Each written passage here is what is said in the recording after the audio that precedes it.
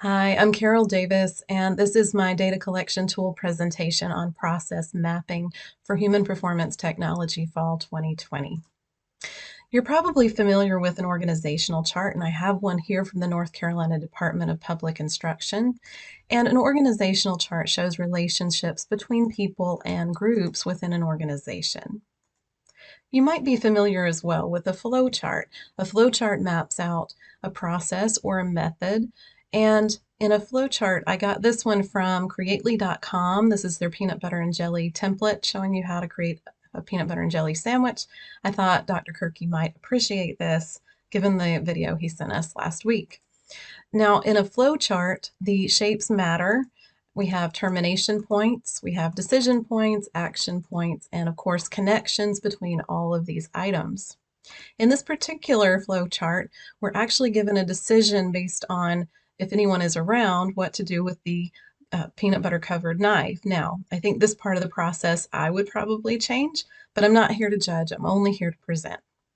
Now, a process map combines some characteristics of the org chart and the flow chart together in one map. And as you can see here, we've mapped out a process and we've mapped it across entities that might be involved in the process. Robert D'Amelio, who wrote The Basics of Process Mapping, calls this a cross-functional process map or a swim lane diagram. He calls it a swim lane diagram because he creates these swim lanes. They resemble swim lanes in a pool that we have for each individual entity or customer involved in the process. And he starts with the customer and then moves down as we get further away from the customer, the entities involved in the process.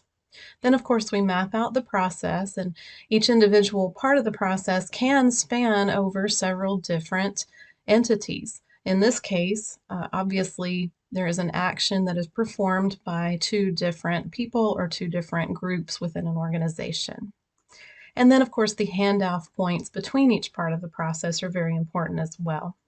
So here's an example of a process map where a customer is taking their car in to get the oil changed, and they hand their car off to the sales team. The sales team writes the service order and hands the vehicle off to the service team, who then performs the service. And they hand the car back to the customer and the information back to the sales team, so the sales team can then, of course, invoice the customer and take the payment.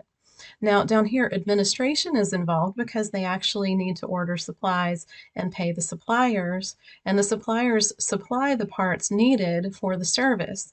So while they don't actually interact with the customer, they are key elements to the process in that if we get some bad parts from the supplier, that's going to impact whether or not the customer is going to come back and get their oil changed again from this particular organization.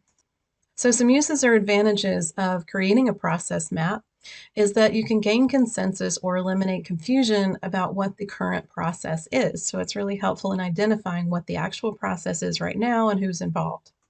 Also, you're identifying key elements and entities within the process, which is helpful. Like I said, even though the administration down here may not be interacting with the customer, they're a very key part of getting the service actually accomplished. You can identify areas of possible improvement as well. You can see where this process might be falling apart. And you can offer a visual way to communicate the process with others. Now, some limitations are that one map can't show everything. This map is not going to show how long a certain part of the process can take. It may not show how many customers might be waiting.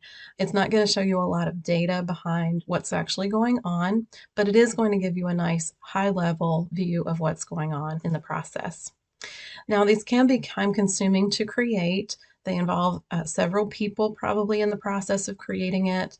And as processes evolve over time, you're going to need to continually update this map, which could be costly and time-consuming as well.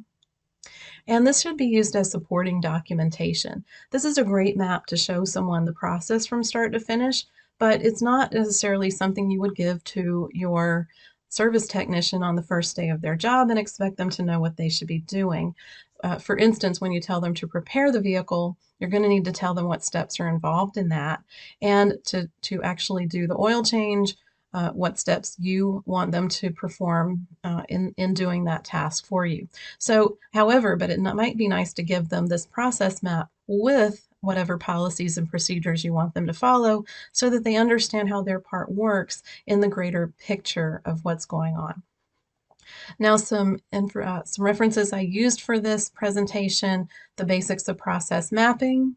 I also found on the Creately blog a guide to process mapping that lays out the steps in creating a process map, which I thought was very good, and the guide to assessing needs, particularly the section on visual representation of workflow. So I hope this presentation helped you understand a little bit more about process maps, and I hope you'll consider using one in your project.